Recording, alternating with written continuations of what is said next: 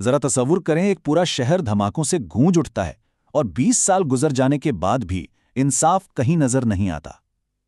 اس تفصیلی جائزے میں خوش آمدید۔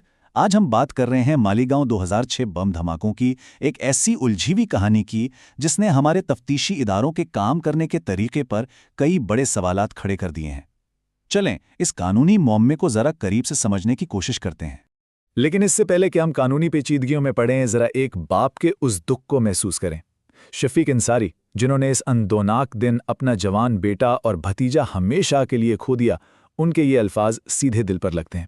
انہوں نے کہا تھا کہ دہشت گرد چاہے بھگوا ہو یا سبز، وہ صرف ایک دہشت گرد ہوتا ہے اور اس کا مذہب سے کوئی تعلق نہیں۔ یہ بات ہمیں واضح طور پر یاد دلاتی ہے کہ جو خاندان اپنے پیاروں کو کھو دیتے ہیں، ان کے لیے یہ سیاسی نظریاتی بحثیں کوئی معنی نہیں رکھتی۔ ان کا واحد مطالبہ انصاف ہوتا ہے، جو ان سے کیا تو گیا لیکن کبھی پورا نہیں ہو سکا۔ اور یہ مطالبہ کتنا جائز ہے، اس کا اندازہ اس تباہی کے پیمانے سے لگائیں۔ 8 ستمبر 2006 کی اس دوپہر 31 افراد کی جانیں گئیں اور 300 سے زیادہ لوگ شدید زخمی ہوئے۔ یہ محض کچھ اعداد و شمار نہیں ہے، بلکہ اتنے بڑے پیمانے پر ہونے والا جانی نقصان ہے۔ اور اتنی بڑی تباہی کے بعد بھی آج تک مجرموں کا نہ پکڑا جانا واقعی اس کیس کی سنگینی کو کئی گنا بڑھا دیتا ہے۔ تو آخر اس دن مالیگاؤں میں ہوا کیا تھا؟ وہ جمعہ کا دن تھا اور اسلامی تقویم کے حساب سے شب برات کا موقع تھا۔ لوگ اپنے مرحومین کی یاد میں بڑا قبرستان اور اس کے ساتھ لگی مساجد کے قریب جمع تھے۔ ٹھیک دوپہر تقریباً 1:30 بجے کے وقت قبرستان، مسجد اور ساتھ ہی واقع مشاورت چوک پر 4 مربوط دھماکے ہوئے۔ مطلب باقاعدہ منصوبہ بندی کر کے اس خاص دن اور ہجوم کو نشانہ بنایا گیا تاکہ زیادہ سے زیادہ تباہی پھیلائی جا سکے۔ اب یہاں سے یہ کیس ایک انتہائی حیران کن رخ اختیار کرتا ہے۔ 2 الگ سرکاری ایجنسیاں اور دونوں کے بالکل متضاد الزامات۔ یہ بات واقعی حیران کرنے والی ہے کہ ریاست کے اپنے ہی ادارے ایک ہی کیس کو 2 بالکل مختلف زاویوں سے کیسے دیکھ سکتے ہیں۔ ایک طرف مہاراشٹرا ATS اور CBI نے اپنی ابتدائی تفتیش میں 9 مسلم افراد کے خلاف چارج شیٹ داخل کر دی، جنہیں بعد میں 2016 میں عدالت نے بری کر دیا۔ دوسری طرف جب 2011 میں NIA کے پاس کیس آیا تو انہوں نے پوری کہانی ہی بدل دی اور 4 ہندو افراد پر دھماکے کرنے کا الزام لگا دیا، اور پھر اپریل 2026 میں ان 4 کو بھی مکمل طور پر بری کر دیا گیا۔ 2 مختلف ایجنسیاں، 2 مختلف نظریات اور دونوں ہی عدالت میں کچھ بھی ثابت کرنے میں ناکام۔ اس پورے چکر کو ذرا یوں دیکھیں۔ 2006 میں یہ اندوناک دھماکے ہوتے ہیں، 5 سال بعد 2011 میں کیس NIA کے پاس جاتا ہے، پھر 2016 میں پہلا گروپ ڈسچارج ہو جاتا ہے اور اس کے پورے 10 سال بعد جا کر اپریل 2026 میں دوسرا گروپ بھی ڈسچارج ہو جاتا ہے۔ یہ گرفتاریوں اور برید کا ایک ایسا لامتناہی چکر ہے جس نے عام آدمی کا قانونی نظام پر اعتماد ہی ہلاک کر رکھ دیا ہے۔ اور اب جو بات میں بتانے جا رہا ہوں وہ شاید اس پورے کیس کا سب سے چونکا دینے والا پہلو ہے۔ 20 سال کا عرصہ گزر گیا، مختلف ایجنسیوں نے کئی چارج شیٹس داخل کیں، 7 ملزمان اب بھی مفرور ہیں، لیکن آج اس کیس میں مقدمے کا سامنا کرنے والا ایک بھی شخص موجود نہیں ہے۔ جی ہاں، 0۔ اتنی بڑی تباہی کا کوئی ذمہ دار یا جواب دہ نہیں ہے۔ اسی صورتحال نے مالیگاؤں کے لوگوں کو گہری سوچ میں ڈال دیا ہے۔ ڈاکٹر اخلاق احمد، جو اس دن جائے وقوع پر موجود تھے، ان کا یہ سوال بہت بنیادی اور بالکل سیدھا ہے۔ وہ پوچھتے ہیں کہ اگر نہ مسلمانوں نے بم رکھا اور نہ غیر مسلموں نے، تو پھر یہ آخر کیا کس نے؟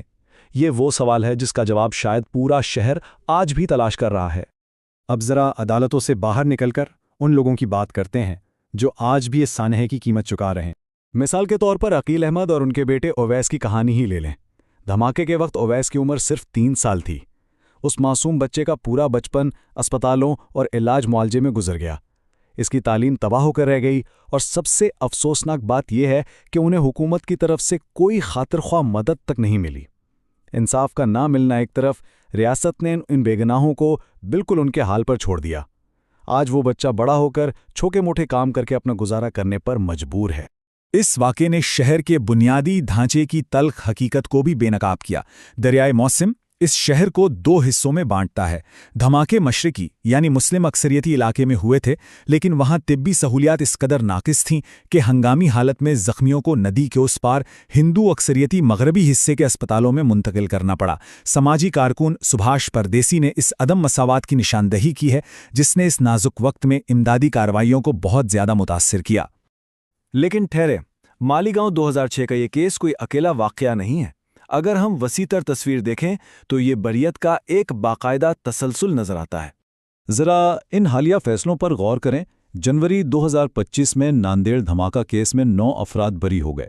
اس کے کچھ عرصہ بعد ممبئی لوکل ٹرین دھماکوں کے تمام 12 ملزمان کو ہائی کورٹ نے بری کر دیا، اور پھر جولائی 2025 میں مالیگاؤں 2008 کیس کے 7 ملزمان بھی بری ہو گئے۔ یہ پیٹرن صاف بتا رہا ہے کہ بڑے کیسز کو انجام تک پہنچانے میں ہمارے تفتیشی ادارے کس قدر اور کس تواتر سے ناکام ہو رہے ہیں۔ اور یہاں ایک بہت اہم قانونی فرق سمجھنا ضروری ہے۔ 2006 کے مالیگاؤں کیس میں جو ہوا وہ محض بریت یا ایکویٹل نہیں تھا، بلکہ اسے قانونی زبان میں ڈسچارج کہتے ہیں۔ ریٹائرڈ جسٹس ابے اوک کے مطابق اس کا مطلب یہ ہے کہ عدالت ٹرائل شروع ہونے سے پہلے ہی الزامات کو یکسر ختم کر دیتی ہے۔ کیوں؟ کیونکہ تفتیشی ادارے جرم کا کوئی ابتدائی ثبوت یا پرائما فیشی ایویڈنس پیش کرنے میں ہی ناکام رہتے ہیں۔ یہ شک کا فائدہ دینا نہیں ہے، یہ سیدھا سیدھا تفتیش کے کھوکھلے پن کی نشاندہی ہے۔ تو یہ سوال پیدا ہونا لازمی ہے کہ آخر یہ تفتیش بار بار ناکام کیوں ہوتی ہے؟ سابق پولیس افسر شری شنا مدار نے اس کی کچھ بہت ٹھوس وجوہات بتائی ہیں۔ سب سے پہلے تو ابتدائی شواہد کی ہی شدید کمی ہوتی ہے۔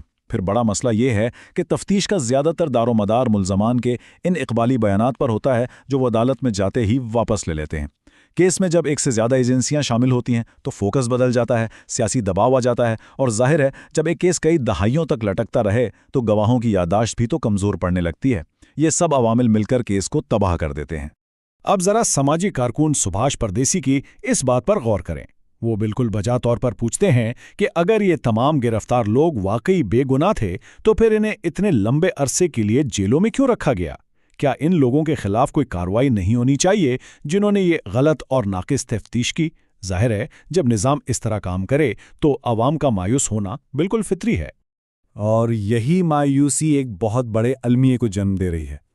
پردیسی صاحب یاد دلاتے ہیں کہ ایک وقت تھا جب نربھیا جیسے کیس کے بعد مالیگاؤں کے لوگ بھی انصاف کے لیے سڑکوں پر نکلے تھے، لیکن آج 2 دہائیوں بعد آنے والے اس عدالتی فیصلے پر مکمل خاموشی ہے۔ کوئی آواز نہیں اٹھا رہا۔ لوگ شاید تھک چکے ہیں، اور اس سانحے کو یوں ہی فراموش کر دیا جانا ہی دراصل سب سے بڑا المیہ ہے۔ تو آخر میں یہ ساری داستان ہمیں ایک ہی بنیادی اور چپتے ہوئے سوال پر لا کے کھڑا کر دیتی ہے۔ اگر NIA، ATS اور CBI جیسی ملک کی سب سے باصلاحیت اور طاقتور ایجنسیاں 20 سال گزرنے کے بعد بھی اتنے بڑے سانحے میں کسی ایک شخص کو مجرم ثابت نہیں کر سکتیں، تو اس کا ذمہ دار آخر کون ہے؟ کیا کبھی مالیگاؤں کو انصاف مل پائے گا؟ یہ وہ سوال ہے جس کا جواب ہم سب کو سوچنا ہوگا۔